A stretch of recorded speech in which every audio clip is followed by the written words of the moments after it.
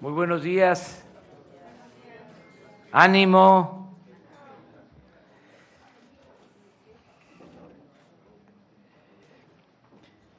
Nos da mucho gusto estar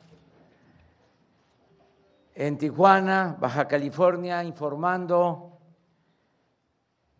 a todo el país sobre el tema de la seguridad pública.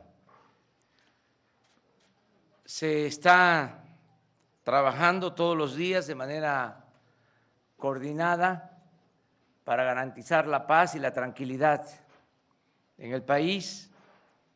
En esta ocasión nos reunimos, como siempre, a las 6 de la mañana, hora de Tijuana, Baja California, creo que 7 de la mañana en la Ciudad de México y en otras partes del país, para recibir el reporte sobre la incidencia delictiva, lo correspondiente al día de ayer. Y se decidió estar aquí en Tijuana porque en los últimos tiempos aumentó la inseguridad, sobre todo lo relacionado con homicidios.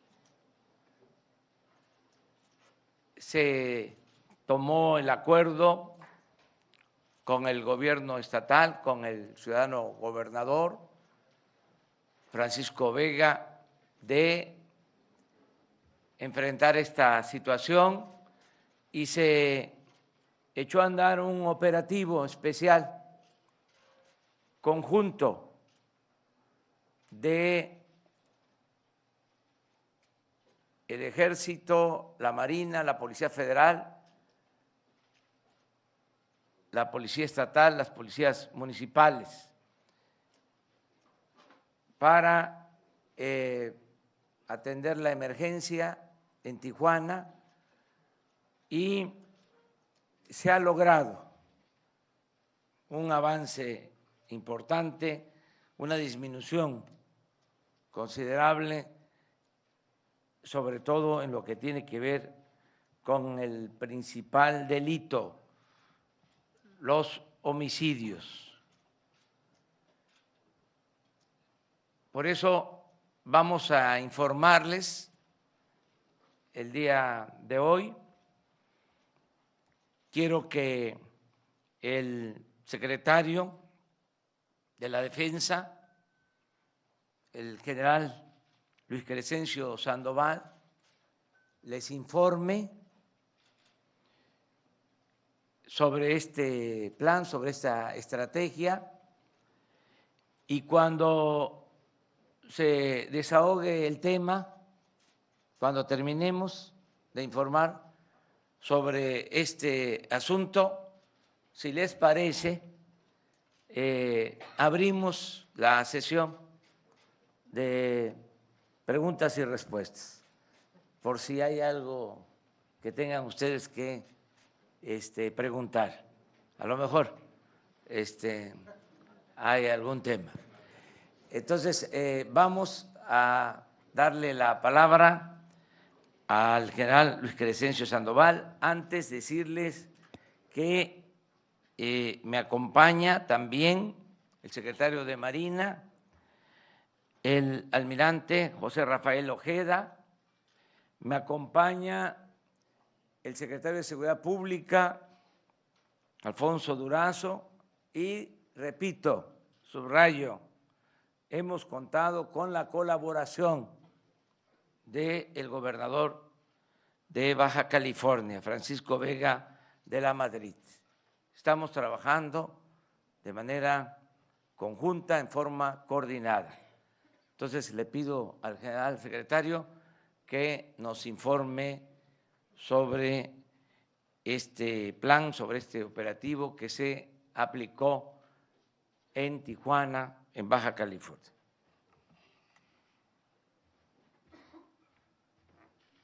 Con su permiso, señor presidente. Buenos días a todas y a todos. Bien, por favor, la primera lámina.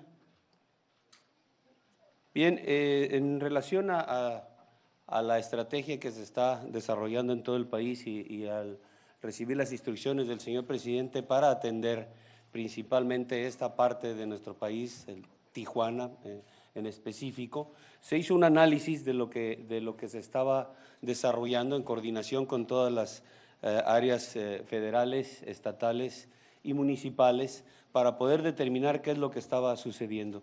Aquí ustedes ven en la primera lámina la problemática que identificamos. Organizaciones delincuenciales muy activas en el área, un trasiego de enervantes importante, esta es la frontera donde llega mucho de las drogas que se mueven, una gran cantidad de migración, una población flotante importante.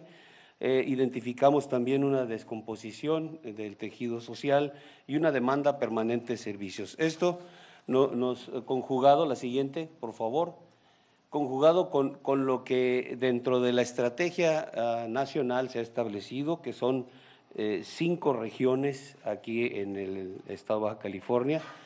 Vimos los efectivos que tenemos, tanto Sedena como Semar, para aplicar la estrategia, que son una región militar, 2 zonas militares, 2 guarniciones, 2 bases aéreas, 6 unidades operativas por parte de Sedena, por parte de Semar, una región naval con 16 unidades navales y ambos atendiendo las 5 coordinaciones regionales. Si ustedes ven en el recuadro del lado derecho los efectivos que tenemos en cada uno de los municipios. Enfocándonos a la directiva del señor presidente de atender Tijuana, la que sigue, por favor, reforzamos, determinamos que era una parte prioritaria la atención a Tijuana por lo que estaba sucediendo y se determinó incrementar los efectivos para poder atender de manera específica y obtener mayores resultados esta parte de Tijuana. A partir del 4 de febrero se incrementó el efectivo de personal de todas las instancias para esta región prioritaria, estableciendo como estrategia de protección ciudadana la siguiente, por favor.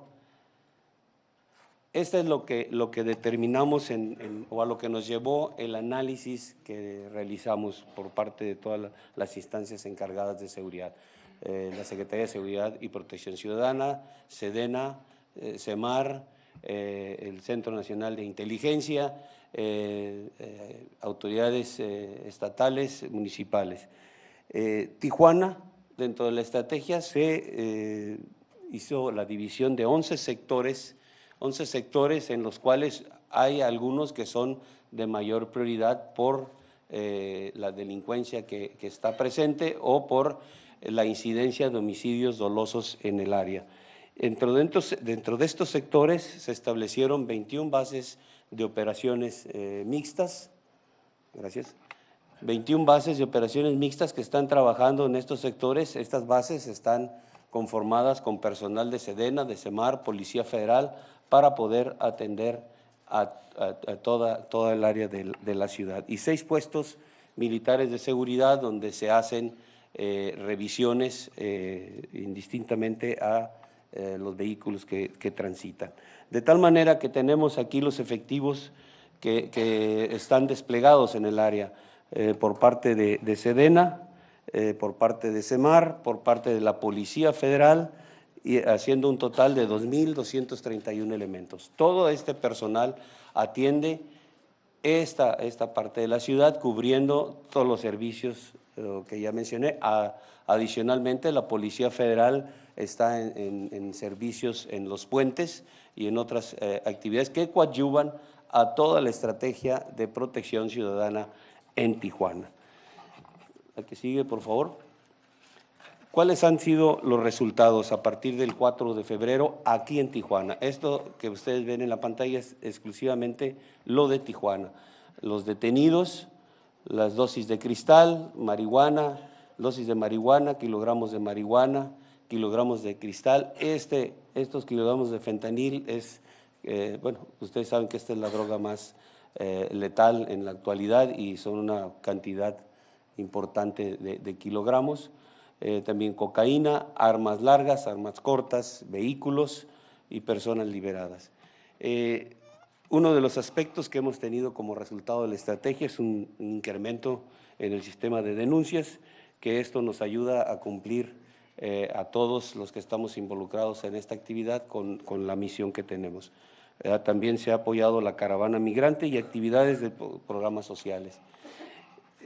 También nos dimos a la tarea entre todos a poder determinar cuál era la percepción de la ciudadanía después de este lapso que tenemos de estar operando en Tijuana.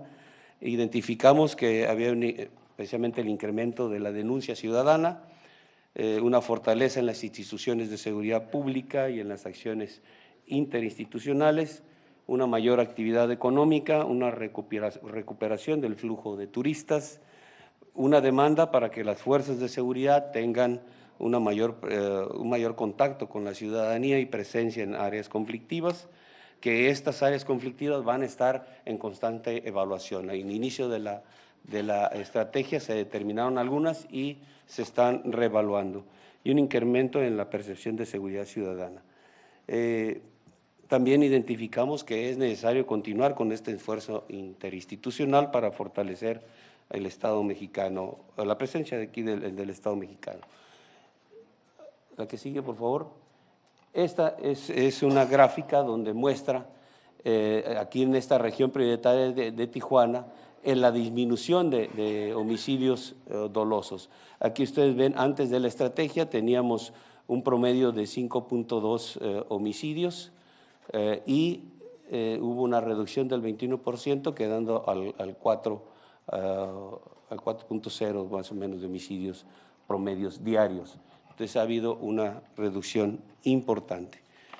Creo que esta es la última gráfica. Finalmente, un agradecimiento y un reconocimiento al gobierno del Estado por el trabajo que se ha realizado de manera conjunta, al presidente municipal también, que dentro de las acciones adicionales ya nos está ya poniendo a disposición algunos terrenos donde serán construidas instalaciones de la Guardia Nacional, y pues a todo el personal de las Fuerzas Armadas, de la Policía Federal, que el trabajo que han desarrollado aquí en Tijuana ha sido importante, ahí lo vemos en los resultados, y bueno, ese trabajo lo desarrollan en beneficio de toda la sociedad de aquí de Tijuana.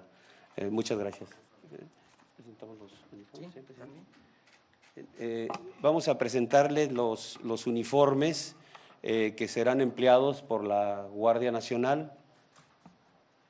¿Pueden pasar, por favor?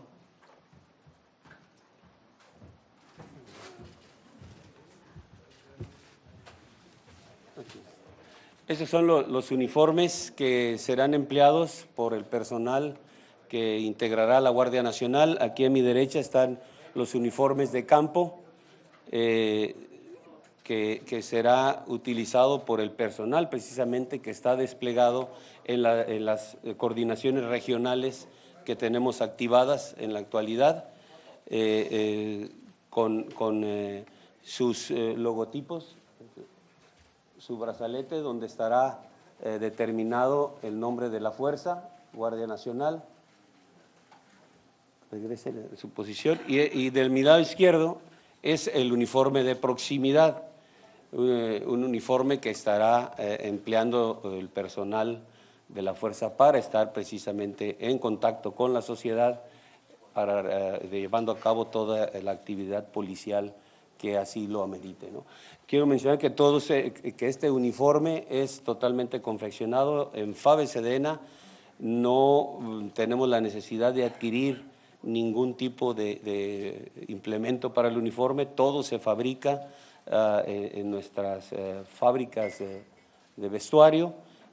Solamente adquirimos la materia prima para producirlos. En el caso de los uniformes de proximidad tendrán adicional una chamarra para poder cubrirse de las inclemencias del tiempo y la chamarra tendrá sus posibilidades para que le permita al elemento actuar sin retirarse la chamarra a través de cierres que le facilitan el emplear las herramientas que trae a su disposición para cumplir su tarea de manera sencilla, rápida y fácil. Entonces, estos serían los uniformes. Empezaríamos ya con la autorización del señor presidente a producirlos para tener en aproximadamente un mes y medio o ya al personal portando este tipo de uniformes. Muchas gracias. Es orden, señor.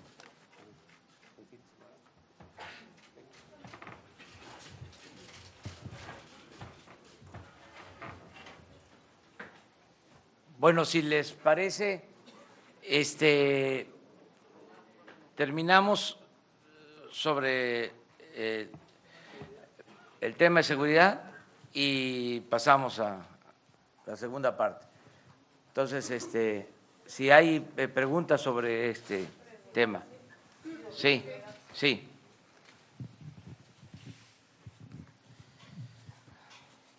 Sí, presidente, buenos días, buenos días. Preguntarles si tendrán mayores datos de cuándo ya estará funcionando la Guardia Nacional, con cuántos elementos, cuánto se va a pagar a cada uno de los elementos, de qué presupuesto estamos hablando para este año. A ver si lo hacemos de manera conjunta. Yo respondo en lo general y también el secretario de la Defensa y el secretario de Seguridad Pública, que me acompañan aquí. Yo puedo decirles que ya se publicó en el diario oficial el día de ayer la reforma a la Constitución para la entrada en vigor de la Guardia Nacional, el día de ayer.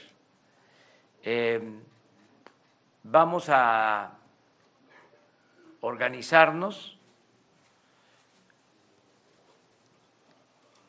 de manera que tengamos presencia en todo el territorio nacional.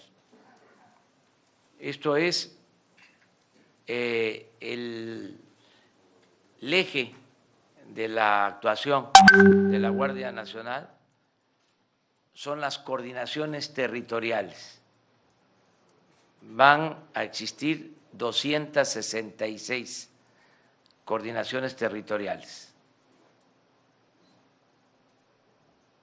En 266 coordinaciones territoriales va a actuar la Guardia Nacional con el número de elementos necesarios.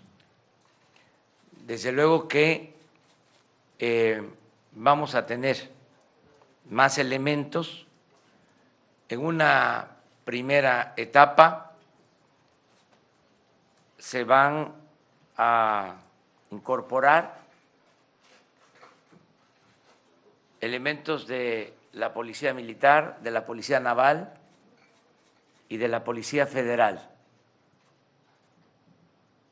También nos van a ayudar ya elementos tanto del Ejército como de la Marina que tienen otras tareas para reforzar a la Guardia Nacional. Y se está haciendo una convocatoria, un reclutamiento para tener a todos los elementos. Es un giro importante porque ahora lo central, lo estratégico va a ser garantizar la seguridad pública. No lo era, aunque parezca increíble. Ahora lo más importante va a ser garantizar la seguridad pública. y estamos contando con el apoyo de las instituciones de la Secretaría de Marina, de la Secretaría de la Defensa, de la Policía Federal, acerca de las prestaciones laborales de los elementos que van a integrar la Guardia Nacional. Les diría que van a tener buenos sueldos y todas las prestaciones que tienen en la actualidad tanto marinos como soldados. En lo general. Pero puede ser que falte información y le pido a Alfonso Durazo y al general Luis Crescencio Sandoval que pasen y que terminen con esto. Yo nada más le preguntaría a usted, ¿en cuánto tiempo usted prevé que ya pueda haber resultados, que la ciudadanía sienta un Yo cambio? creo que vamos a tener ya bien consolidadas alrededor de 150 coordinaciones de las 266 a más tardar en 3 meses, porque ya se ha avanzado, pero nos faltan elementos. No está de más recordar de que con el marco legal que prevalecía, el Ejército y la Marina no podían hacer labores de seguridad pública. Entonces, ahora se va a contar con elementos del Ejército, de la Marina, para la seguridad pública. Se tenía nada más a la Policía Federal. Yo les he dicho varias veces, efectivos, 10,000 elementos para todo el país. He venido reiterando que solo el gobierno federal, para cuidar sus instalaciones, contrata servicios de policías privados de alrededor de 50,000 elementos. Y para la seguridad pública, para cuidar a la gente, se tenían 10,000 elementos. ¿Qué fue lo que sucedió? Se usaba al Ejército, se usaba a la Marina para operativos especiales vinculados sobre todo a el combate al narcotráfico, pero no a la seguridad pública. Entonces, lo que a nosotros nos importa, nos interesa, es nuestra obligación, es garantizar que no asesinen a la gente, que no secuestren a nadie, que no haya robo en casas habitación, que no haya robo en la calle, que haya paz, que haya tranquilidad. Eso es lo más importante, la seguridad pública. Entonces, se tenían pocos elementos y se destinaban a seguridad interior y a seguridad nacional. No sé si ustedes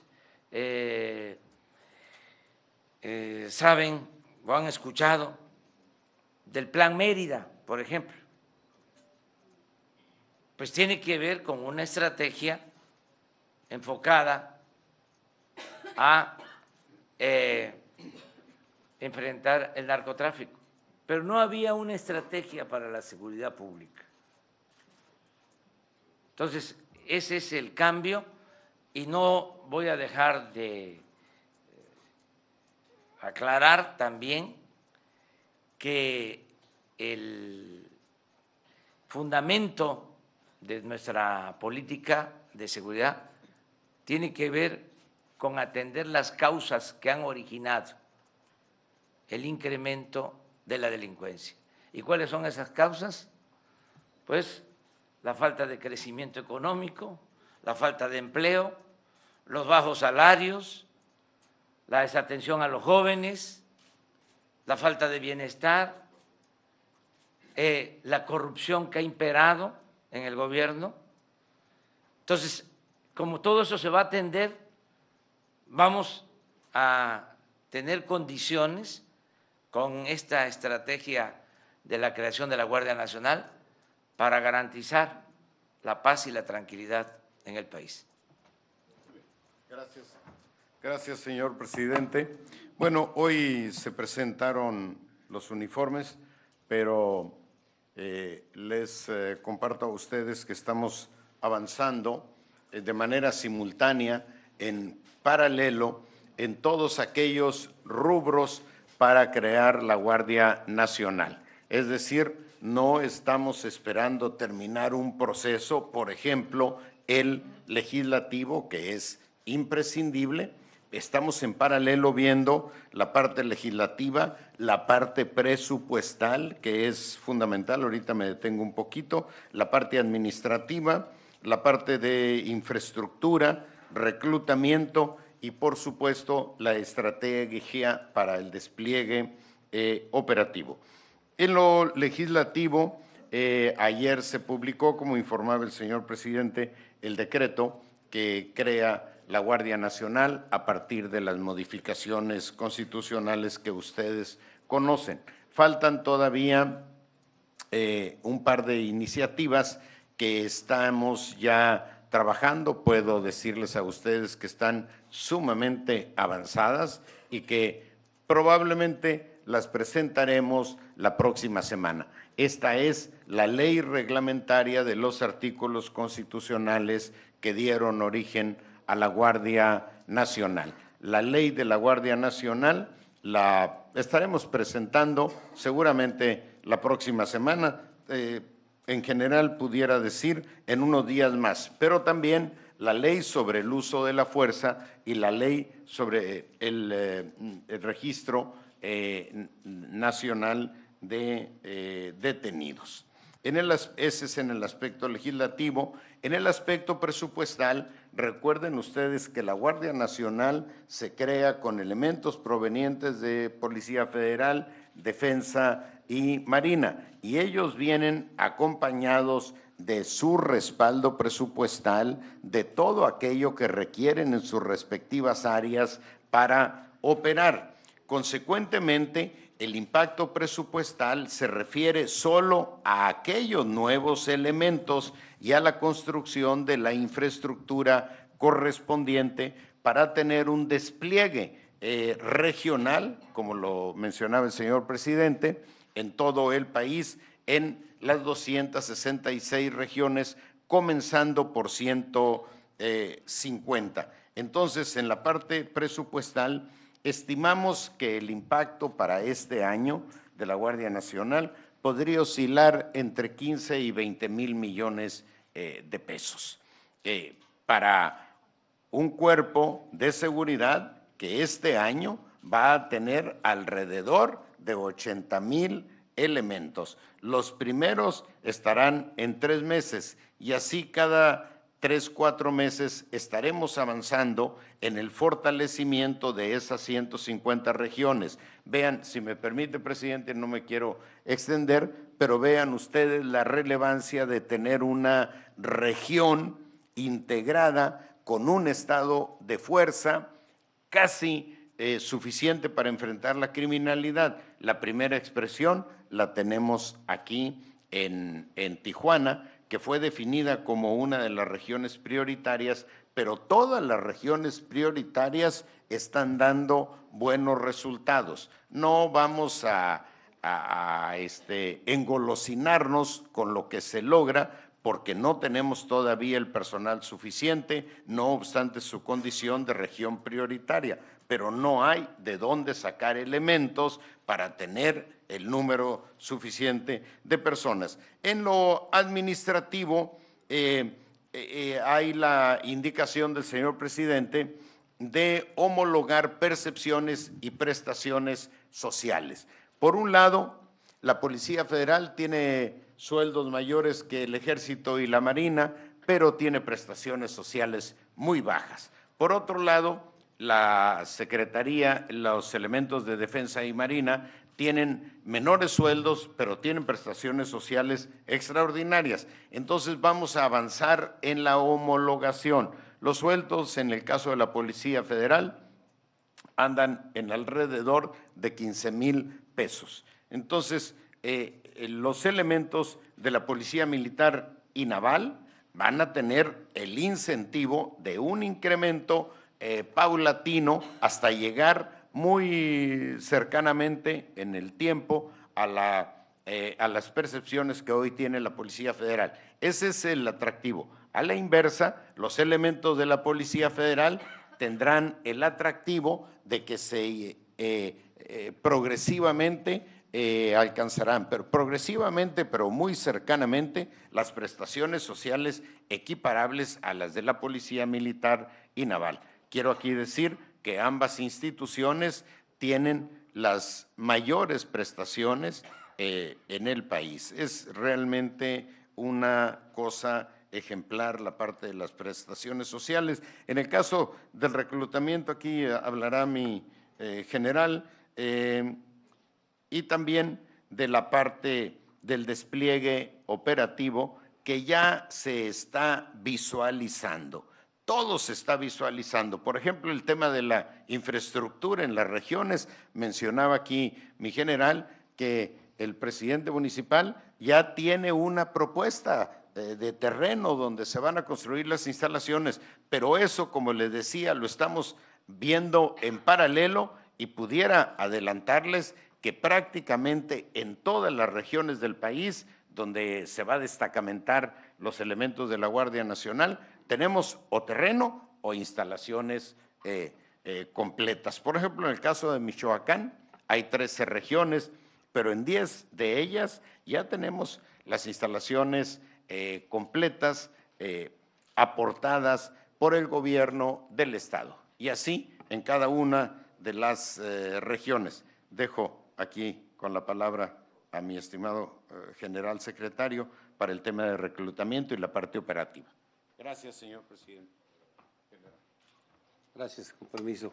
Bien, en el tema de reclutamiento, tanto la Secretaría de Marina como la Secretaría de la Defensa ya tenemos establecidos los módulos de reclutamiento para este año, que en total, entre ambas fuerzas, será aproximadamente 21,000 hombres que se causarán alta en esta nueva organización para poder iniciar el proceso de capacitación, de adiestramiento, que nos llevará 3 meses aproximadamente en un adiestramiento básico, o ya para darle esa disciplina, esos valores que necesitamos dentro de la institución para operar, y posterior a esos 3 meses será un proceso de 4 o 5 meses de un adiestramiento ya especializado en el ámbito de seguridad pública, para tener en un tiempo de 7 o 8 meses a los elementos ya listos para incorporarse a la Guardia Nacional. El presupuesto para esta actividad ya lo tenemos asignado a ambas dependencias para poder desarrollar esta actividad, que la vamos a llevar a cabo en todo el territorio nacional, con equipos reforzados en este ámbito del reclutamiento para dar con rapidez de alta a todo el personal de nuevo ingreso y poder cumplir con los objetivos establecidos para este año en la integración de la Guardia Nacional. En relación al despliegue, como ya se mencionó, las 150 coordinaciones que tenemos ahorita desplegadas para este año, con esos efectivos se irán integrando a las coordinaciones regionales, que ya en la cual existe ya un despliegue y como ya lo mencionó el señor presidente, también dentro de esta actividad de las coordinaciones, pues entrará el Ejército como Fuerza Armada a colaborar con actividades de seguridad pública para poder incrementar el número de personal dedicado al ámbito de la seguridad pública. Sedena y Semar con sus efectivos también apoyando esta parte, adicional a lo que serían los efectivos de la Guardia Nacional, que como ya se menciona es Policía Militar, Policía Naval y Policía Federal. Entonces iremos cubriendo, dándole la prioridad a esas áreas que se identifican con mayor problemática, que determinamos como áreas prioritarias de atención a la seguridad pública, ir cubriendo el espacio con hombres para poder estar atendiendo a la ciudadanía y evitar que se presenten pues, los delitos que mayor afectan que mayormente afectan a la población. Muchas gracias.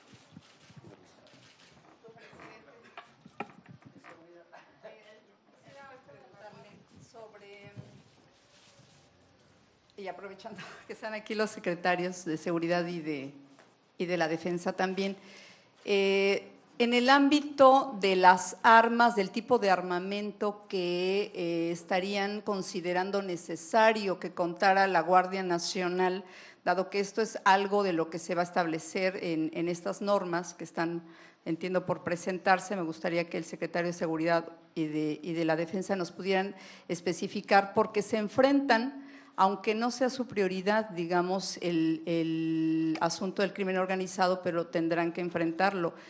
Ellos cuentan con armamento de alto poder en muchos casos y a veces se han visto en desventaja. Sin embargo, también hay que regular el uso de la fuerza. Entonces, ¿cómo lo están considerando? Uno. Y dos, las armas también, uno de los problemas más graves es el ingreso, la compra de armas por parte justamente de los grupos criminales. ¿Cómo combatirlo, cómo limitarlo? Esto se ha hablado durante muchos años y no lo han logrado. ¿Cómo lo estarían planteando en ese sentido? Y, presidente, entiendo que va a haber una ronda después sobre otros temas, pero quisiera adelantarle mi pregunta, si me la responde más adelante, sobre el tema de la reacción del Vaticano. Ya el Papa Francisco ha dicho que agradece mucho la invitación que se le está haciendo para acudir el próximo año justamente para este tema de los 500 años en México, pero que no podrá venir, que él ya ha venido a México, es decir, está pues de alguna manera señalando que no va a venir. Y también ha habido reacciones en el sentido de la carta que usted le envió a el rey de España, cuestionamientos de que esto es atemporal, de que finalmente esos reclamos pues están abriendo como una brecha, un frente con respecto a las relaciones de México y España. Si más adelante me lo responde, se lo voy a agradecer. Sí, a ver, Alfonso, si les parece, con Alfonso cerramos y ya entramos a preguntas y respuestas. Gracias. Informaba a ustedes que está en proceso de conclusión la elaboración de la ley de la Guardia Nacional. Uno de los apartados de esta ley es precisamente todo lo que tiene que ver con armamento. Estamos en una evaluación de del marco jurídico internacional que impone algunas restricciones para el uso de determinado armamento para tareas de seguridad y en zonas urbanas.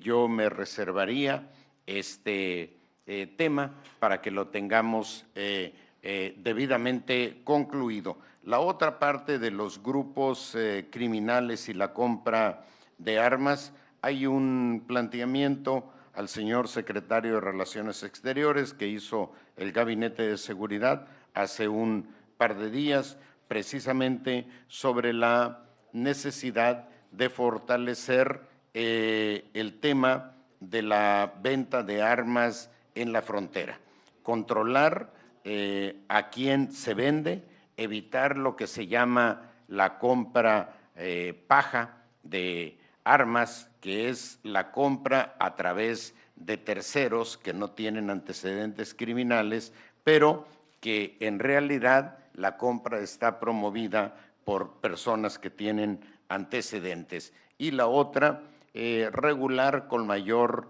rigor la compra en volumen de armamento. Llevar a cabo un registro, actualmente se hace en la frontera con Estados Unidos, sino promover que este registro se pueda hacer a nivel nacional, porque cuando se compran ahora o se compraban armas en volumen, ahora ya no es posible en la zona fronteriza, pero en los estados de la Unión Americana que no son fronterizos, bueno, pues se está dando esta venta, así es que, y finalmente fortalecer el tráfico de armas tanto del norte hacia el sur, en la parte que corresponde al gobierno americano, pero particularmente asumir nosotros la responsabilidad de fortalecer el combate al contrabando en todos los puntos de acceso a nuestro país. Gracias. Una pregunta nada más, si nos puede precisar. Están reportando que disminuyó el 21% los delitos que se cometen en Tijuana. Sí. Entonces, hoy por hoy, ¿cuántos homicidios dolosos están cometiendo en Tijuana? Y nada más, un dato ahí que me brincó, las 150 coordinaciones territoriales ya van a estar funcionando y operando, es decir, a finales de 2019. Si me permite, presidente. Sí, efectivamente, el número de delitos ha disminuido, particularmente el de los homicidios aquí en Tijuana. Antes de que iniciara la estrategia de la definición de regiones prioritarias, hubo un día en que en Tijuana se cometieron en un solo día 21 homicidios. Ese día el señor presidente tomó la decisión de aplicar la estrategia, la calificación de región prioritaria, y hemos tenido días en los que Tijuana prácticamente no aparece en la estadística de homicidios. Hemos llegado a tener varios días con solo 2 homicidios. No significa que esto sea satisfactorio, significa que estadísticamente, cuando lo comparas, es valorable esa baja que se ha logrado.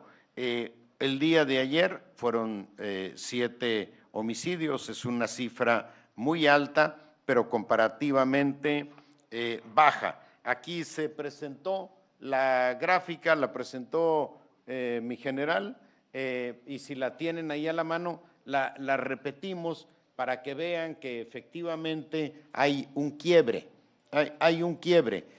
Si esto es satisfactorio, por supuesto que no. Vamos a sentirnos satisfechos de los resultados en materia de seguridad el día que no tengamos que preocuparnos por la estadística de incidencia criminal. Ese día significará que hemos avanzado lo suficiente en materia de combate a la inseguridad. Y las 150 regiones efectivamente ya están operando. Ya están operando con algunas limitaciones porque no tenemos el personal suficiente para fortalecerlas como hemos fortalecido Tijuana. Por ejemplo, la Guardia Nacional nos va a dar esos recursos humanos adicionales que son imprescindibles para desplegar en cada región un estado de fuerza permanente con la capacidad para enfrentar exitosamente a la criminalidad en esa región. ¿Qué pasa ahora? Llevamos a una región prioritaria, perdón por la extensión, presidente, llegamos a una región prioritaria, fortalecemos la capacidad del estado de fuerza y viene un desplazamiento de los criminales hacia la zona periférica. Cuando todas las regiones estén funcionando, no habrá posibilidades de que el crimen se desplace en el ya famoso o llamado el efecto cucaracha. Nada de eso. Cada una de las regiones va a tener su capacidad operativa para contener, acotar y evitar que cuando en una región se trabaja contra la inseguridad, venga un desplazamiento o bien en términos regionales o bien en términos de actividades criminales. Por ejemplo, aquí en Tijuana hay 2,000 elementos. Aquí en Tijuana se desplegaron, ese día que hubo 21 homicidios, se desplegaron más de 2,000 elementos. Sí. Estos se van a quedar con la Guardia Nacional. ¿Va a aumentar en Tijuana más allá de los 2,000 que entiendo se quedaron permanentes? Sí. Los elementos desplegados tienen un carácter permanente.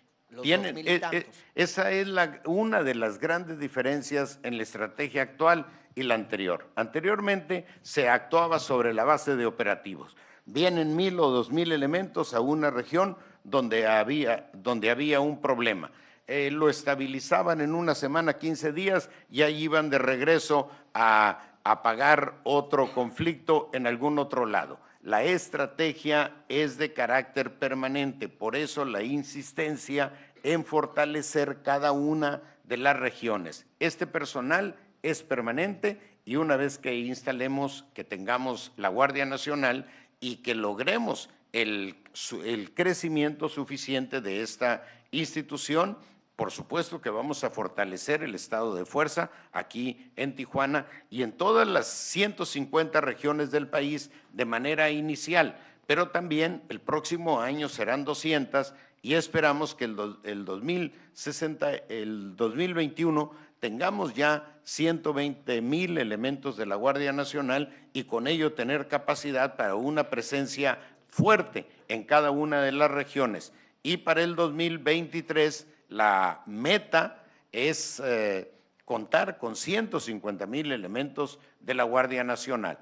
Todo este proceso está asociado a una capacidad presupuestal que en este momento vemos, por supuesto, viable. Gracias. Sí, por supuesto. Ahorita se las proporcionamos a Jesús, por supuesto que sí. Gracias. ¿Cuándo quedaría definido el jefe de la Guardia Nacional y si ya tiene algunos perfiles? Bueno, ya respondo y cerramos el tema y abrimos el otro. ¿De acuerdo? O ya cerramos en definitiva y ya lo dejamos para mañana lo demás. Bueno, miren, vamos a decidir sobre el comandante de la Guardia Nacional en una semana más. Ya se está haciendo una auscultación para definir a quienes van a formar parte del Estado Mayor de la Guardia Nacional. Les recuerdo que en el Estado Mayor de la Guardia Nacional participa un representante de la Secretaría de Marina. Y quiero decir que aquí está con nosotros el secretario de Marina, el almirante José Rafael Ojeda Durán. Está aquí con nosotros como siempre. Y que en el caso de Baja California, como en otros estados, la Secretaría de Marina tiene a su cargo todas las regiones costeras. Por ejemplo, Ensenada, ahí es la Secretaría de Marina la que nos está apoyando en todo ese municipio que es de los municipios más extensos del país. Ellos ayudan hasta San Quintín, hasta Guerrero Negro, en los límites con Baja California Sur. Entonces, va a haber un representante de la Secretaría de Marina en el Estado Mayor de la Guardia Nacional, un representante de la Secretaría de la Defensa y un representante de la Secretaría de Seguridad Pública, en particular de la Policía Federal, como Estado Mayor, y un comandante jefe de la Guardia Nacional. Ya estamos por definir quién va a hacerse cargo de este mando. Lo vamos a tener resuelto, repito, en una semana, en 10 días, cuando mucho. Se les va a presentar a ustedes, a los 4 elementos, en una reunión, en un diálogo circular como este, se va a presentar. El perfil, pues, tiene que ser una gente íntegra, con experiencia, que tenga una trayectoria limpia, de inobjetable honestidad. Eso es básicamente. Puede ser un militar en activo, no se descarta. Muy bien, entonces cerramos lo de seguridad, vamos a lo general. Miren, contestando la pregunta de Carmen, se generó polémica porque dimos a conocer que envié 2 cartas, una al rey de España, otra al Papa Francisco, para invitarlos en forma respetuosa a que la corona española y la Iglesia Católica reconocieran de abusos que se cometieron durante la conquista, durante los 3 siglos de dominación colonial, porque en el 2021 vamos a conmemorar 500 años de la toma de Tenochtitlán y 200 años de nuestra independencia. Entonces, consideramos, sin ánimo de confrontación, que es conveniente ofrecer disculpas a los pueblos originarios, porque indudablemente se cometieron abusos.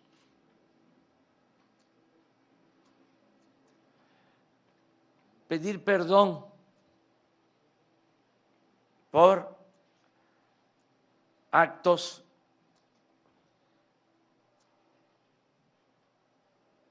autoritarios que se llevaron a cabo y que son conocidos de dominio público, que nosotros también hagamos lo propio, en mi caso como representante del Estado mexicano, pedir perdón por el exterminio del pueblo yaqui, porque fue criminal, fue horroroso las deportaciones de los yaquis al sureste del país, el trato que se les dio, la represión a mayos, la represión a los mayas y también la persecución, el asesinato a los migrantes chinos durante el Porfiriato, en la propia Revolución Mexicana. Entonces, es ofrecer disculpas, pedir perdón para hermanarnos y reconciliarnos Ese es el planteamiento. ¿O es mucho pedir? Pues no voy a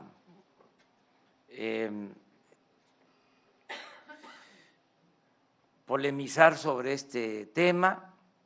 Ya dimos a conocer nuestra postura, entregamos las cartas, hice el compromiso de que no las íbamos a publicar. Desde antier se aseguró sin pruebas de que se habían publicado, cosa que no hicimos. Ya aclaramos esta situación. Ayer tengo la información de que se publicó una especie de borrador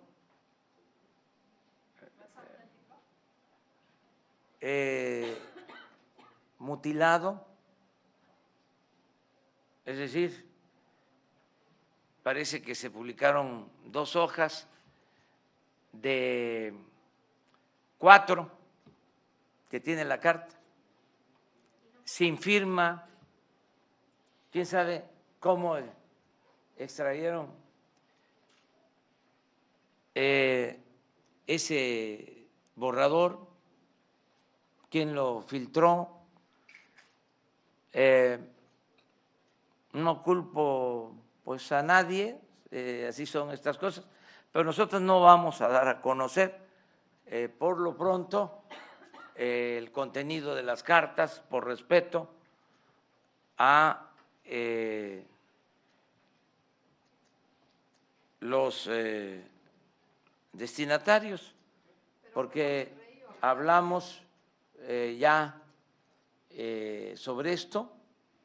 Vamos a esperar un tiempo que se serenen los ánimos. Se me hace que hubo pues una sobre respuesta, o sea, se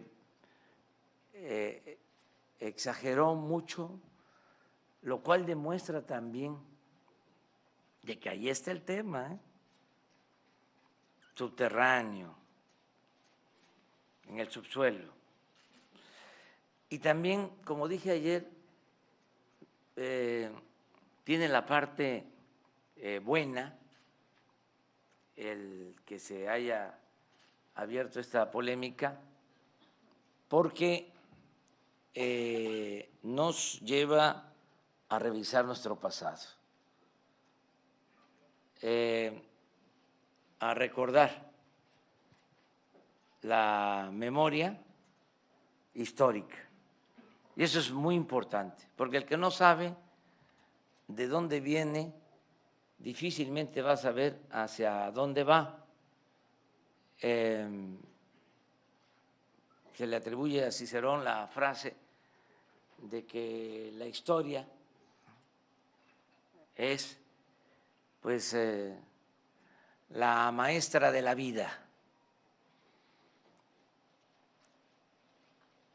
Y yo creo que tenemos que poner esto al corriente, ¿sí? Y ventilarlo, ponerlo en la superficie. Qué bien que se está polemizando sobre este tema.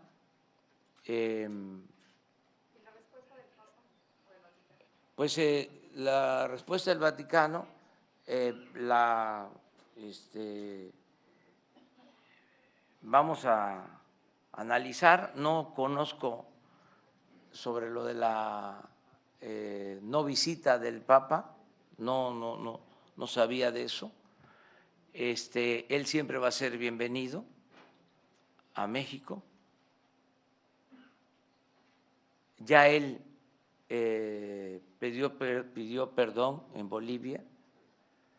Lo que le estamos solicitando es lo mismo a los pueblos originarios de México, pero siempre va a haber una actitud respetuosa para con el Papa y para con el rey y los gobernantes extranjeros. No vamos nosotros a pelearnos, tenemos que atender este asunto. A ver, yo les pregunto a ustedes, ¿vamos a celebrar los 500 años? O sea, se celebra una conquista, se celebra una intervención. ¿Por qué no se hace una relatoría de hechos?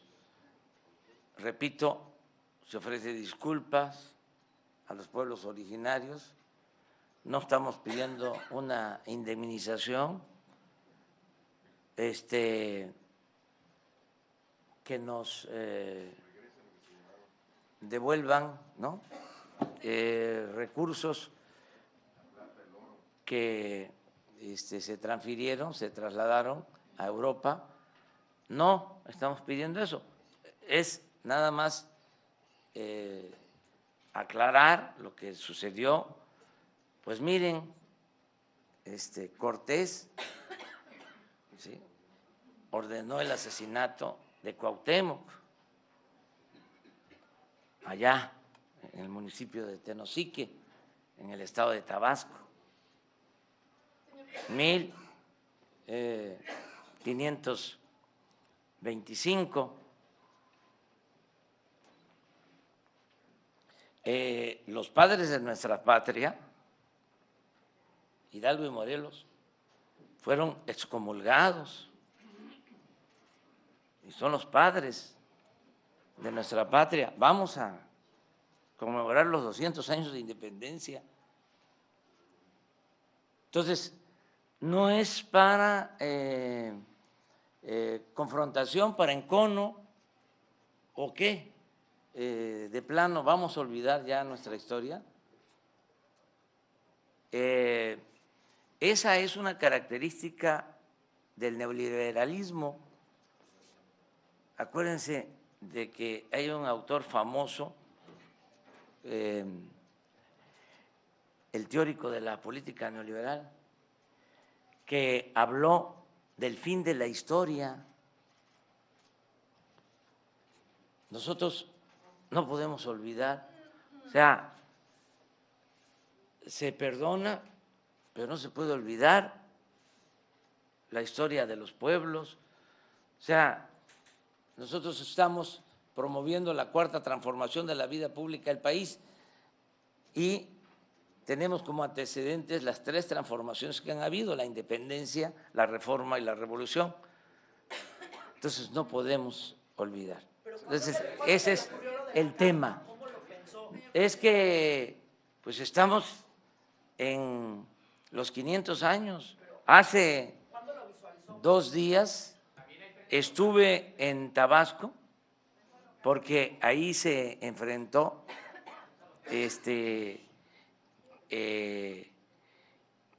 pues el ejército de Cortés con los representantes de los pueblos originarios, los mayas chontales. Ahí se da el hecho de la entrega de la Malinche y toda la historia de conquista. Son 500 años para nosotros,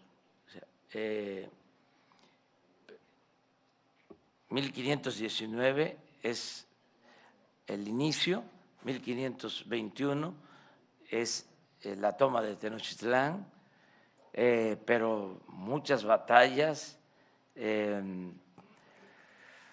muchos sucesos, muchos enfrentamientos, los que son las guerras de invasión y también 3 siglos de dominación colonial.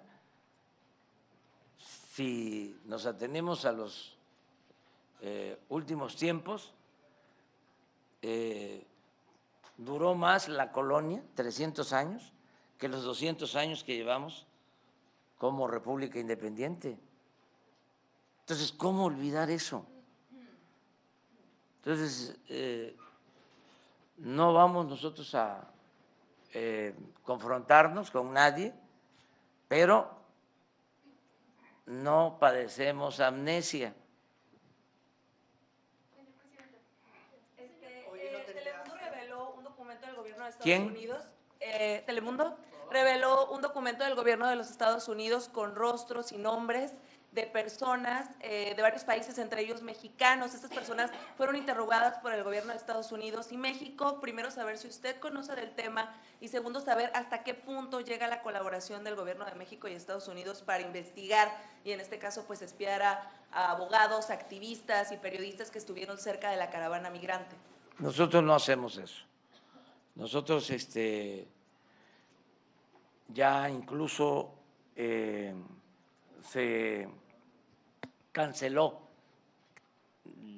el CISEN, no existe ya el espionaje, la persecución a ciudadanos.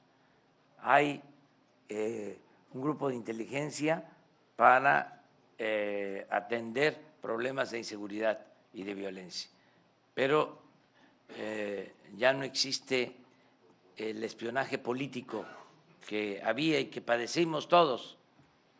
Eso ya no existe. Pero no lo hizo México. Sobre las caravanas migrantes, presidente, una pregunta. ¿Qué tal? Perdón. José Ibarra, de Grupo Gili, Frontera, La Crónica y El Imparcial. A propósito del tema migratorio, hay un sector todavía amplio en Baja California que está en desacuerdo con la llegada de caravanas y los acuerdos. Si nos pudiera también explicar cuáles son exactamente con países en el sur y con Estados Unidos específicamente, porque los que están llevando el proceso de asilo en la Unión Americana ahora están siendo regresados a nuestro país. Entonces, ¿qué opinión hay sobre eso? Y un segundo tema, el de la gasolina, ya está más cara que en enero. ¿Qué estrategia se piensa realizar? Sobre todo también está más cara que en San Diego, aquí en Tijuana. Son 2 temas, migración y gasolina. Sí, en el caso de migración estamos trabajando en colaboración con el gobierno de Estados Unidos para atender las causas del fenómeno migratorio. Sentimos que no se resuelve nada con el uso de la fuerza, con medidas coercitivas, que lo mejor es promover el desarrollo en Centroamérica, en México, que la gente tenga trabajo y no se vea obligada a emigrar. Y eso es lo que estamos haciendo. Estamos buscando que se firme un acuerdo de colaboración económica para que haya inversiones de Estados Unidos en México, sobre todo en Centroamérica y en el sureste de nuestro país.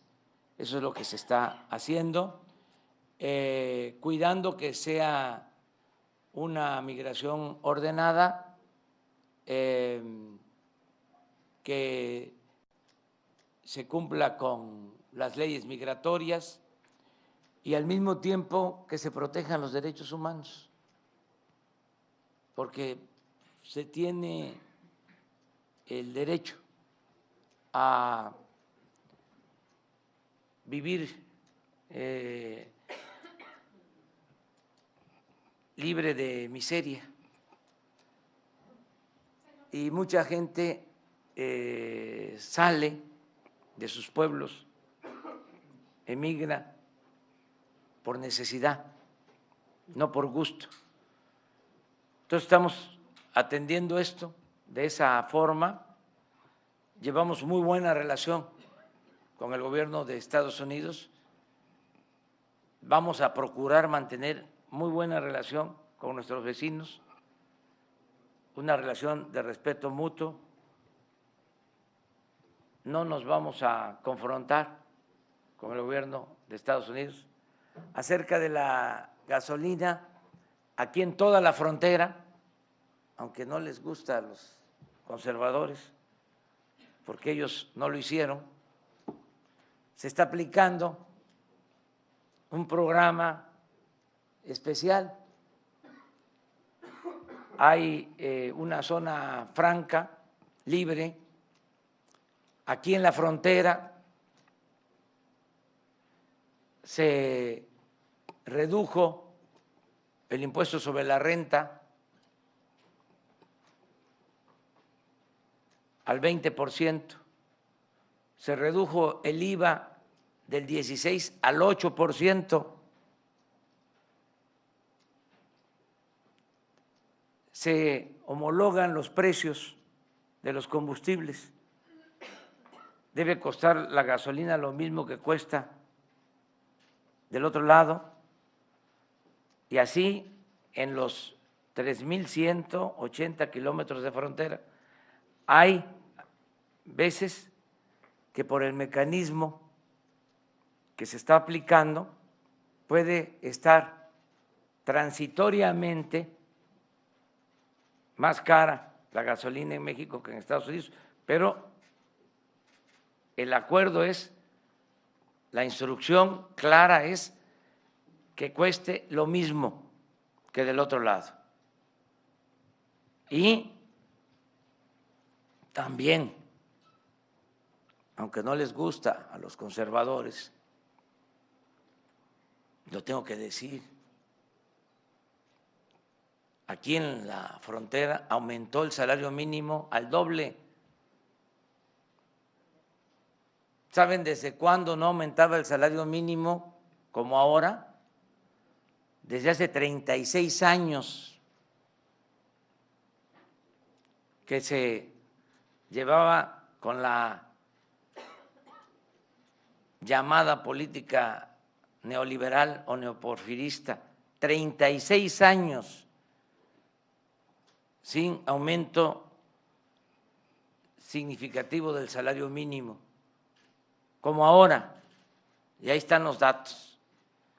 Entonces, ayer que fuimos a San Luis Río Colorado y luego pasamos a comer a Mexicali, comida china,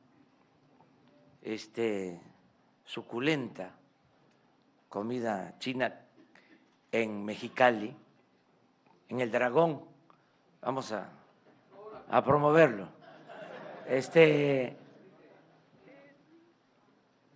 Que puse esto, algunos me contestaron en las redes sociales que no era cierto, porque los conservadores están molestos, o sea, que se serenen, que se tranquilicen. Estamos cumpliendo con nuestros compromisos. O sea, es importante que me pregunte sobre esto de la gasolina porque me da oportunidad de decir que llevamos muy poco tiempo en el gobierno y ya se está aplicando el plan para que mejoren las cosas en la frontera, independientemente del tema de seguridad. Justamente datos que me proporcionan indican que solo se han podido apegar en este decreto el 0.19% para ISR y el 2.1% para lo que es la reducción del IVA. Si usted considera que esto da cumplimiento a sus compromisos de campaña y si considera que el decreto es hasta el momento exitoso. Sí, porque ya comenzamos y cuesta, lo más importante de todo es la voluntad. ¿Cuánto tiempo se llevaron? Les cuento la historia, así rápido, rapidito. Sí. Había había, no, ese es contestar preguntas, pero contextualizando les puede ayudar. O sea, porque si no, nos vamos a la inmediatez. ¿Sí? Saben que había un trato especial en la frontera que duró mucho tiempo, desde el siglo XIX, después del Gran Zarpazo, luego que se mueve la frontera hasta el río Bravo, se establece una zona libre, una zona franca, y eso se mantiene hasta que llega Salinas de Gortari y lo quita. Y de Salinas para acá se mantiene una política de abandono a la zona fronteriza, al extremo de que en el gobierno pasado, porque si no tenemos estos antecedentes no vamos a comprender nada. ¿Sí? El gobierno pasado aumentó el IVA del 11 al 16%. Entonces, nosotros hicimos el compromiso que estamos cumpliendo de bajar el IVA del 16 al 8%, y esto no les gusta a los conservadores. Dicen, sí, pero todavía son muy poquitos los que reciben este estímulo. Pues está comenzando, pero somos gentes de palabra y los compromisos se cumplen. Puede ser que pase tiempo, porque es un mecanismo nuevo, y va a ayudar al 100% a toda la población, pero ya es legal que haya trámites que impiden que sea expedito. Ya se está haciendo una revisión, se está haciendo una evaluación para que fluya este apoyo. Pero que el conservadurismo no diga que es lo mismo o que no sirve, porque hay hasta un dirigente empresarial que debería estar contento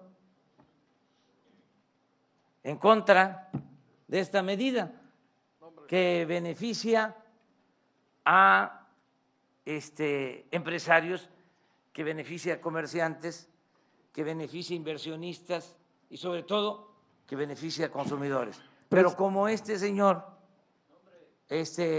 bueno, ustedes son mirones profesionales, ustedes van a hacer la investigación, yo doy los lineamientos generales. ¿No se refiere a Gustavo de Hoyos? Debería de estar aplaudiendo, como tiene propósitos políticos electorales y aquí en Baja California van a haber elecciones, está el ambiente un poco caliente, pero no nos metamos en eso. Nada más es para tener todos los antecedentes. Oiga, presidente, Enrique García, de Agencia Fronteriza de Noticias. El gobierno del estado se queja de que su crisis financiera, que está golpeando, entre otros sectores, al magisterio, es responsabilidad del gobierno que está en cabeza, del gobierno federal. Y el otro tema, ¿cuándo tendremos un programa de regularización de autos chocolates y precios sensibles para la importación de autos usados? Mire, nosotros llevamos muy buena relación con el ciudadano gobernador de Baja California. Ya lo dije y lo repito, y no nos vamos a confrontar, no nos vamos a pelear, se van a quedar con las ganas los que deseen eso. Acerca de la regularización de los vehículos que entran al país, se está atendiendo. Precisamente es un planteamiento del ciudadano gobernador, no solo por la regularización o los ingresos que puedan obtenerse de la regularización, sino porque en el caso de los delitos se utilizan vehículos irregulares. Entonces, no se tiene un control. Y es lo que plantea el ciudadano gobernador y estamos nosotros de acuerdo con eso. Se está analizando porque tenemos que buscar un equilibrio. Mucha gente adquiere estos carros por el precio, se ayudan, no podrían comprar carros nuevos, pero al mismo tiempo, con razón, los distribuidores pues se quejan, se oponen a que existan estos automóviles. Entonces tenemos que buscar un mecanismo, un acuerdo entre las partes. Ya hoy precisamente en la reunión de gabinete instruía al secretario de Seguridad Pública para que con el secretario de Hacienda, la secretaria de Economía, la directora del SAT, elaboren un plan y se pueda presentar. Eso es lo que puedo contestar. Usted ayer dijo que se iba a hacer un estudio sobre esa situación, pero el Instituto Estatal Electoral desechó y consideró improcedente una consulta, un plebiscito que un grupo de ciudadanos propusieron. Pero además también un estudio puede llevarles tiempo y la planta ya casi lleva el 40% de avance de construcción. Lo vamos a resolver pronto. En efecto, hay una inconformidad por esta planta, no se puede ocultar que existe esta inconformidad. Nosotros no vamos a tapar nada porque no tenemos preferidos. Nosotros no protegemos a ningún grupo. El nuevo gobierno democrático no tiene partido, no tiene sindicato, no tiene grupos de intereses creados. O sea, somos libres. Aquí precisamente en Baja California, lo recuerdo, en una gira, un migrante en San Quintín se me acercó, un hombre mayor, y me dijo, así como el presidente Juárez separó al Estado de la Iglesia, porque a Dios lo que es de Dios y al César lo que es del César, ahora, licenciado, lo que se necesita es separar el poder económico del poder político y que el gobierno represente a todos, a ricos y a pobres, que el gobierno no esté al servicio de un grupo, de una minoría. Y eso es lo que estamos haciendo. ¿Cree que debería hacerse Entonces, un plebiscito? Vamos a hacer un estudio pronto, no va a tardar mucho tiempo, va a estar la Secretaría de Economía, la Secretaría del Medio Ambiente, me van a presentar un dictamen y lo vamos a dar a conocer. ¿Cuál es la postura del gobierno federal sobre este asunto? O sea, tomando en consideración todos los elementos que hay, la inversión, los empleos, si existe o no agua, el impacto al medio ambiente y resolver lo que mejor convenga. Presidente, sobre el agua había otra propuesta también de hacer la planta desaladora más grande de América Latina aquí en Tijuana. Esa planta deja una deuda, hereda una deuda durante 37 años al Estado. ¿El gobierno federal va a apoyar esta propuesta? Vamos a apoyar todo lo que tiene que ver con el abasto de agua, porque es una prioridad para Tijuana, para Baja California. Lo tenemos que hacer poco a poco, de acuerdo a los recursos disponibles. Sí vamos a contar con presupuesto porque se va a acabar con la corrupción. Es más, les puedo decir ya, así, de manera categórica, de que ya no hay corrupción tolerada en el gobierno. Pero era una Entonces, APP, presidente. esto ayuda mucho porque nos permite ahorrar. Lo que antes se robaban, ahora se usa para beneficio del pueblo. Entonces, vamos a tener recursos y se van a atender las demandas de los ciudadanos. En el caso del agua, lo vamos a hacer. Tenemos que resolver cómo atender el tiradero de obras que nos dejaron inconclusas. Nada más hospitales en el país. Hay 70 hospitales en proceso, inconclusos. Tenemos presas inconclusas. Tenemos muchas obras públicas que quedaron sin terminarse. Entonces, tenemos que ver qué vamos a reiniciar, qué se tiene que hacer, priorizar de acuerdo al interés general, no de acuerdo a los contratistas o a los políticos corruptos. Entonces, si hace falta el agua, no va a haber problema. Vamos a apoyar para que se tenga el agua. Y tengo la confianza, repito, de que nos va a alcanzar el presupuesto porque ya no hay corrupción, no hay lujos. Que aprovecho para decirles que hoy se da a conocer en el portal de la ONU, hoy se da a conocer en el portal de la ONU el aviso de la venta del avión presidencial.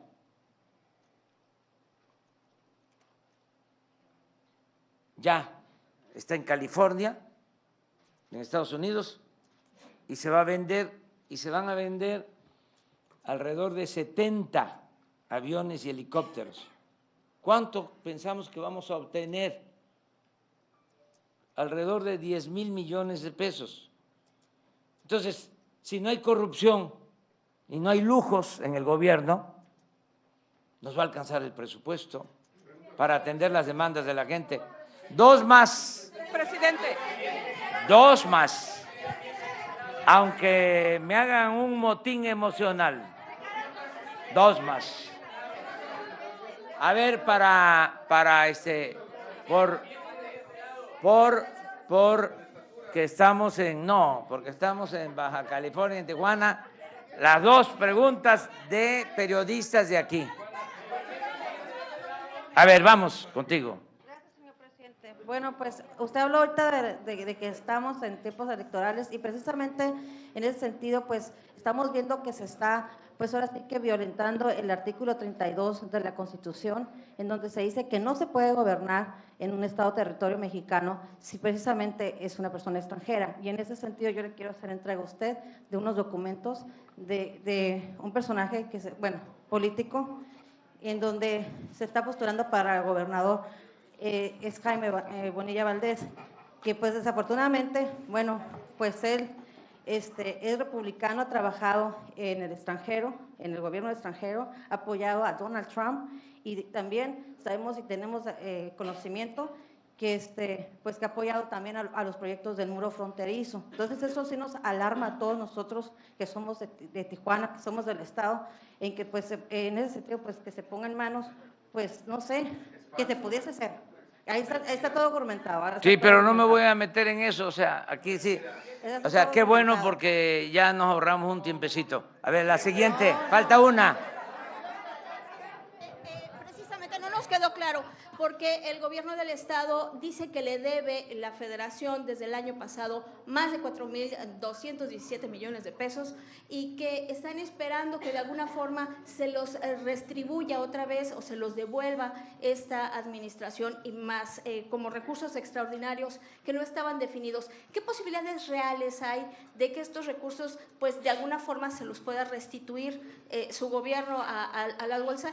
Y perdón, me apena, pero tenemos aquí una petición sobre todo porque tenemos un movimiento de Yo sí soy periodista, sobre el mecanismo de protección a periodistas. Aquí en Baja California hemos sido testigos de cómo se protegieron voceros de narcos con este mecanismo, que después amenazaron a periodistas que tuvimos que ser protegidos por el mismo mecanismo de los que ya estaban protegidos. Así de loco, aunque se escuche, así sucedieron las cosas el año pasado, señor. Entonces, nada más, para no entretenerlo mucho, me permite entregarle el documento y si nos aclara este asunto. Sí, mire, según mi información, estamos nosotros al corriente, pero si existiese alguna deuda con el gobierno de Baja California, desde luego que no solo se reconoce o se reconocería, sino se entregarían los recursos. Es cosa de verlo, en la Secretaría de Hacienda, o sea, y no meternos aquí a esa discusión. Hay un mecanismo para eso. Los gobiernos estatales, en este caso el gobernador de Baja California, tiene toda nuestra confianza. Él puede pedir una aclaración, Hacienda se le debe de atender. Nosotros tenemos que ser respetuosos de los gobiernos estatales, de la soberanía, de la autoridad, de los gobernadores, de los presidentes municipales. Así lo vamos a hacer. Parte de la transformación es que ya no es como antes, de que el poder de los poderes era el ejecutivo, el presidente. No es así. Esto ya cambió, ya hay un verdadero Estado de Derecho. Antes había un Estado de chueco. ¿Cuándo empezará el plan para castigar la corrupción estatal? Señaló en campaña, calificó incluso el gobernador como uno de los gobernadores más corruptos Pero en la República. no voy. ¿Cuándo empezará ese plan Sí, pero para castigar fíjense la que corrupción en los estados? No Mi voy nombre es Isaí Lara a Bermúdez. entrar en ninguna confrontación y con todo respeto, no voy a caer en ninguna provocación. Miren cómo termino. Amor y paz. Amor a paz. Abrazos, muchos abrazos. Muchas gracias. Nos vemos mañana los que nos van a acompañar y vemos esto, lo que me vas a entregar.